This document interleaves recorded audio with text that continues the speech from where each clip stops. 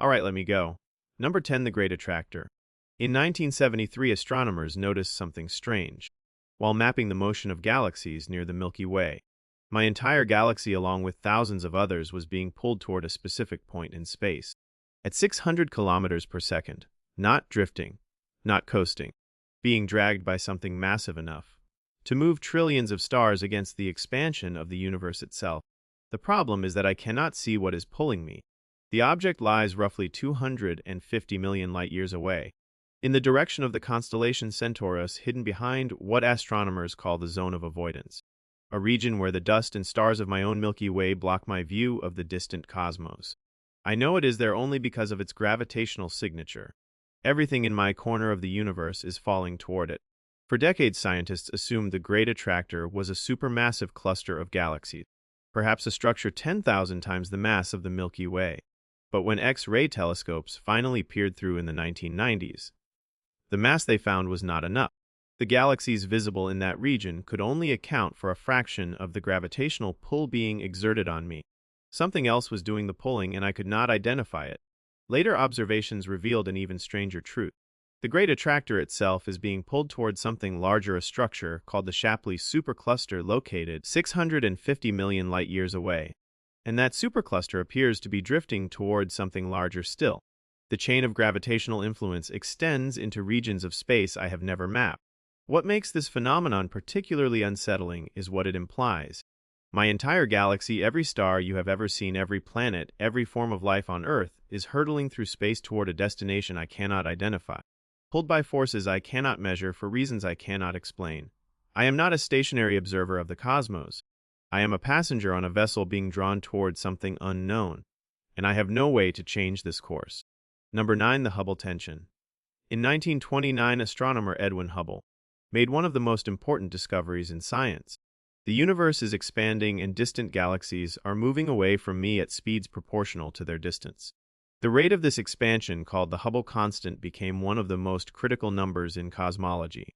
Everything I understand about the age, size, and fate of the universe depends on measuring it accurately. But here is where reality breaks down. I have two methods for measuring the Hubble constant, and they give me two different answers. The first method uses the cosmic microwave background, the ancient light left over from the Big Bang 13.8 billion years ago. By analyzing this radiation, cosmologists calculate the universe should be expanding at roughly 67 kilometers per second per megaparsec. The second method measures the distances to nearby supernovae and Cepheid variable stars. It gives a value of approximately 73 kilometers per second per megaparsec. The difference seems small, but the implications are catastrophic for my understanding of physics. One of these measurements is wrong, or both are correct, and my model of the universe is fundamentally incomplete. The universe cannot be expanding at two different rates. Something about the distances I am measuring, or the physics governing those distances, contains an error I have not been able to find. For over a decade, scientists have refined both methods, using more powerful telescopes, better data, improved calculations. The discrepancy has not disappeared. It has grown. The gap between the two values is now too large to be explained by measurement error alone, and the statistical probability that both are correct within my current physics is less than 1 in a million. The truly disturbing aspect of this tension is what it suggests. If my measurements are accurate, then something exists in the universe that I have not accounted for. A force, a field, a form of matter or energy that distorts distance itself over cosmic scales. Every star map I have drawn, every galactic distance I have calculated, every prediction about the fate of the cosmos may be subtly wrong, corrupted by physics I have not yet discovered. Number 8. The Boots Void. In 1981, astronomer Robert Kirshner and his team were conducting a redshift survey of galaxies when they discovered something that should not exist. In the direction of the constellation Boots, they found an enormous region of space almost entirely empty of galaxies. The void measures approximately 330 million light-years across, making it one of the largest known structures of its kind in the observable universe. To understand the scale of this emptiness, consider that a typical region of space this size should contain roughly 2,000 galaxies. The Boots void contains only about 60. If the Milky Way were located at the center of this void, I would not have discovered other galaxies existed until the 1960s. The nearest galaxy to my own would be so distant that the light from it would take millions of years longer to reach me than it does in my current position. What makes the Boots void particularly unsettling is that current cosmological models cannot fully explain how it formed. The universe is only 13.8 billion years old. Creating a void this large through normal gravitational processes, the slow migration of matter from low-density regions to higher-density regions, should take far longer than the universe has existed. The math does not add up. Astronomer Greg Aldering once described the discovery with stark clarity. If the Boots void had been the location of my Milky Way, humanity would have believed itself to be alone in the cosmos for the entire history of civilization. The nearest neighboring galaxies would be so far away that even my most powerful telescopes might have missed them. Some theorists have proposed that voids this large could be evidence of collisions between parallel universes in a multiverse, the impact regions where two cosmic bubbles briefly touched and carved out regions of my reality. Others suggest they might be evidence of ancient cosmic strings, theoretical defects in space-time left over from the earliest moments after the Big Bang. I do not know. The Boots void sits in the sky 700 million light-years away, defying explanation, a hole in the universe I cannot account for. Number 7. Hoag's object. In 1950, astronomer Arthur Hoag discovered something that looked like an optical illusion, 600 million light-years away in the constellation Serpent. He found a galaxy that consisted of a perfect ring of young blue stars surrounding an isolated core of older yellow stars. Between the ring and the core lies a gap of empty space, dark and seemingly lifeless. Nothing in my models of galactic formation predicts an object like this. Galaxies typically form as spirals, ellipses, or irregular shapes. Ring galaxies are rare, usually created when one galaxy passes directly through another. But Hoag's object shows no evidence of a collision.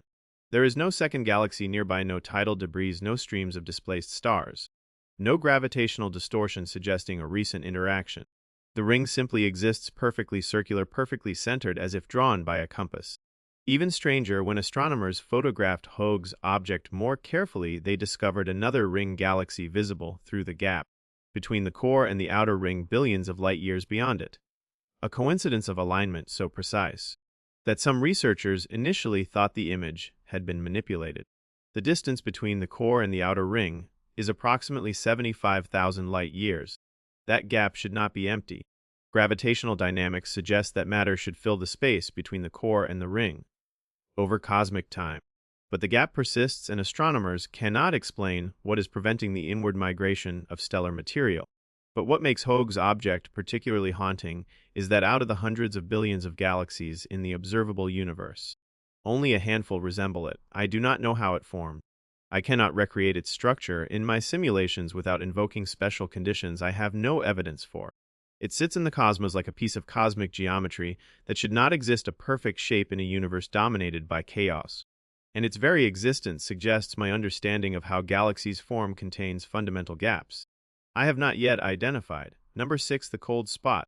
In 2004, astronomers analyzing the cosmic microwave background made a discovery that has troubled cosmology ever since. In the direction of the constellation Eridanus, they found a region of the ancient background radiation that was significantly colder than it should be. The cold spot, as it came to be called, spans roughly 1.8 billion light-years across and has a temperature approximately 70 microkelvins lower than the surrounding regions. That temperature difference sounds trivial. It is not. The cosmic microwave background is the most uniform phenomenon in the universe. The thermal echo of the Big Bang smoothed out over billions of years. Random variations of a few microkelvins are normal.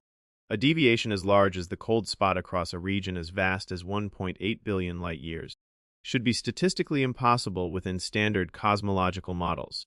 One proposed explanation is that the cold spot is a supervoid, an enormous region of low-density space that cooled the background radiation as it passed through.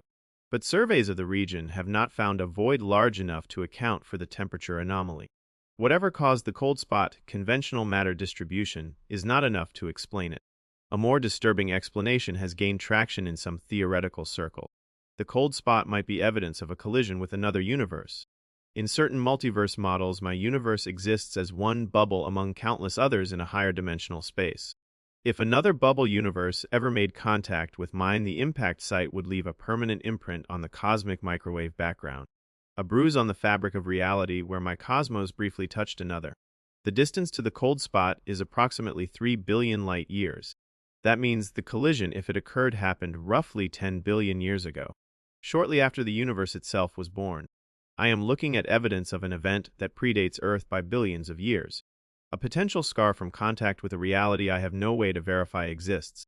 And if one collision left a mark, there may be others.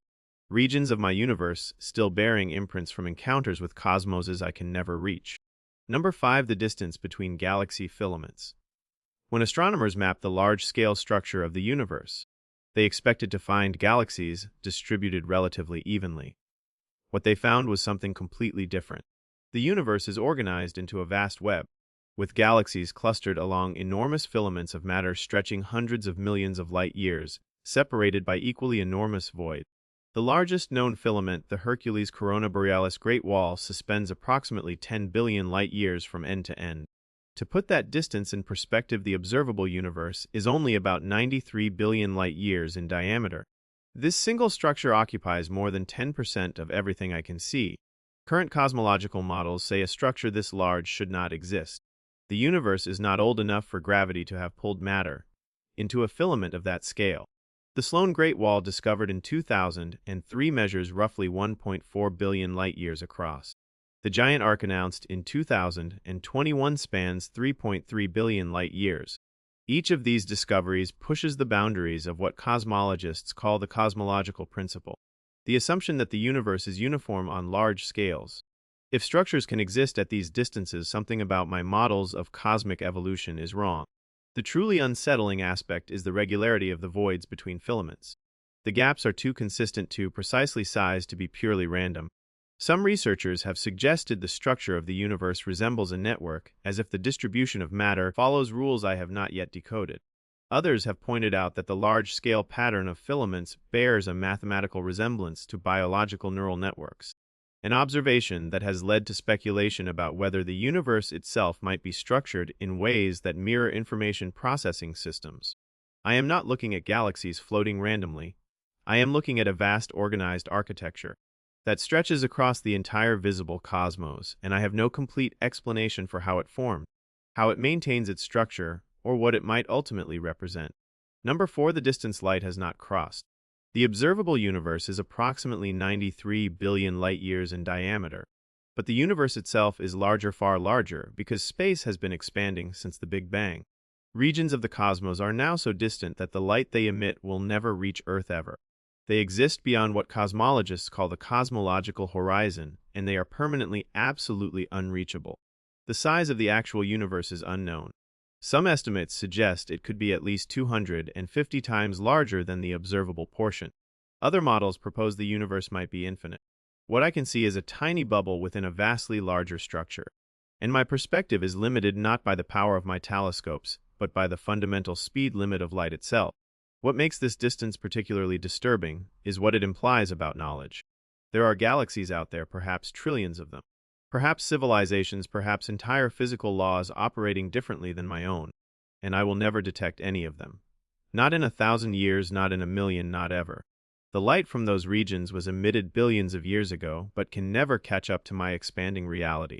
I am cut off from most of existence by geometry itself. The situation is growing worse. As the universe continues to expand, and as dark energy accelerates that expansion, the cosmological horizon is shrinking relative to the matter within it. Galaxies that are currently visible will eventually cross the horizon and vanish from view forever. Astronomer Lawrence Krauss has calculated that in roughly 150 billion years, intelligent observers on a planet in some distant galaxy will look up at the sky and see nothing beyond their own local group of stars. Every other galaxy in the universe will have receded beyond the horizon.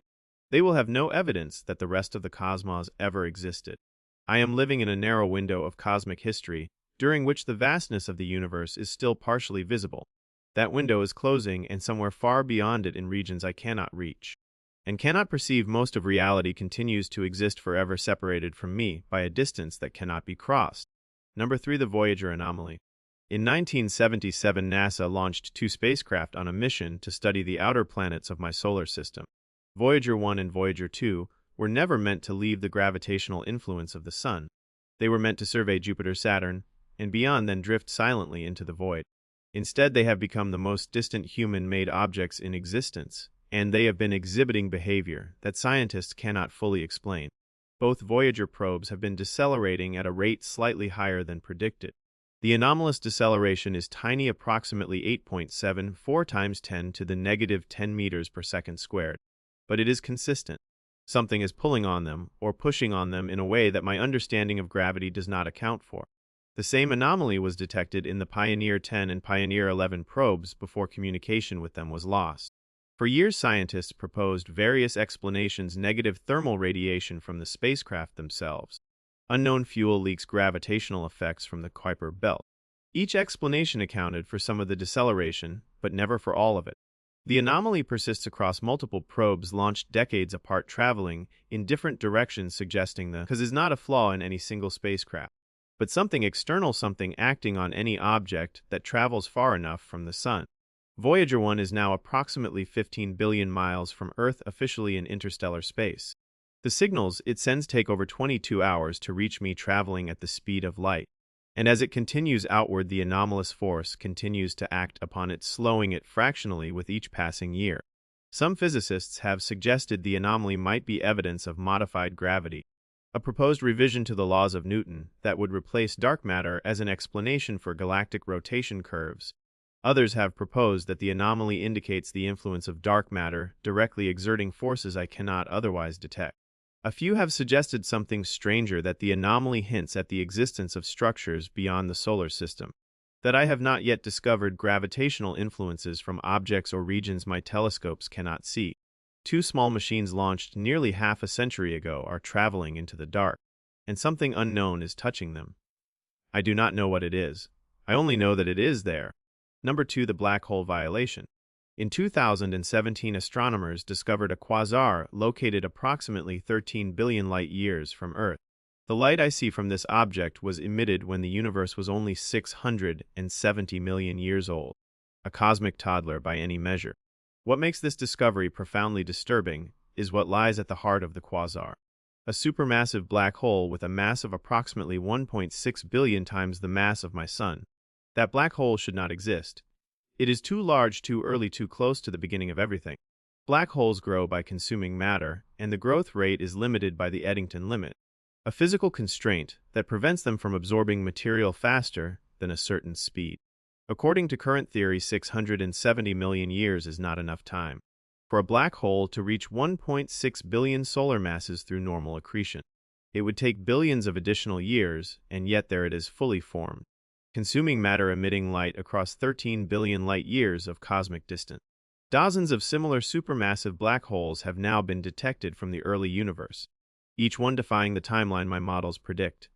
Several explanations have been proposed. Perhaps the first stars were hundreds of times more massive than any I see today, and their collapse produced enormous seed black hole. Perhaps the early universe contained regions of matter so dense they collapsed directly into black holes without passing through the stellar phase. Perhaps black holes can grow faster than the Eddington limit, under conditions I do not yet understand. None of these explanations are confirmed. The supermassive black holes in the early universe remain an unsolved problem, and each new detection deepens the mystery. I am looking across 13 billion light-years of space and seeing objects that, according to the laws of physics as I understand them, should not be there. Either my timeline of cosmic evolution is wrong, or something I do not recognize was creating massive gravitational objects in the first 100 million years of existence, building the skeleton of the universe with mechanisms that remain invisible to me. Number 1. The Great Silence. In 1950, physicist Enrico Fermi asked the question that still haunts astronomy. Given the vast age of the universe, the billions of stars in my galaxy alone, and the apparent ease with which life emerged on Earth, where is everybody? The galaxy should be teeming with civilizations. Instead, across every distance I have surveyed, I find nothing. The numbers are staggering. There are approximately 400 billion stars in the Milky Way. The galaxy is 13.6 billion years old. Even if intelligent life emerges, only rarely the time required to colonize the entire galaxy using conventional spacecraft traveling at a fraction of the speed of light is roughly 10 million years. That is less than 0.1% of the age of the galaxy. If even one civilization had emerged a few million years before me, their presence should be unmistakable. Self-replicating probes should be in every solar system. Megastructures should dim the light of distant stars. Radio signals should flood the spectrum. I have looked. For over 60 years, astronomers have searched for any sign of intelligent life beyond Earth. They have scanned millions of star systems for radio emissions, analyzed the atmospheres of exoplanets for signs of industrial pollution, searched for infrared signatures of Dyson spheres. The result is an absolute unbroken silence.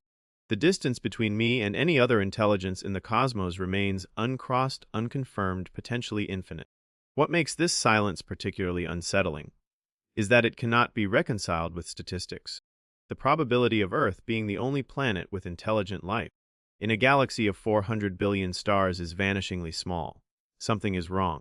Either life is far rarer than I believe, or civilizations destroy themselves before they become detectable, or something actively prevents them from reaching the stars, or the intelligences out there are deliberately hiding from me, or they are here already and I cannot perceive them.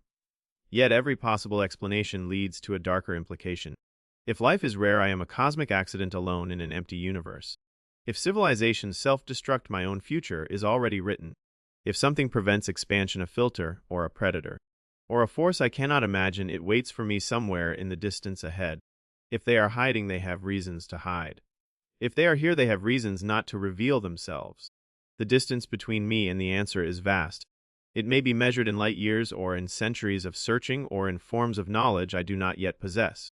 But every night when I turn my telescope toward the sky and listen, the silence continues. Somewhere out there in the infinite dark, the answer exists. I just have not reached it yet. Please keep in mind that the information shared in this video is for reference only and viewer discretion is advised. I am not a financial advisor, so do not take any of this as financial advice. If you enjoyed exploring the unknown with me, make sure to hit that subscribe button for my YouTube channel to see more videos just like this.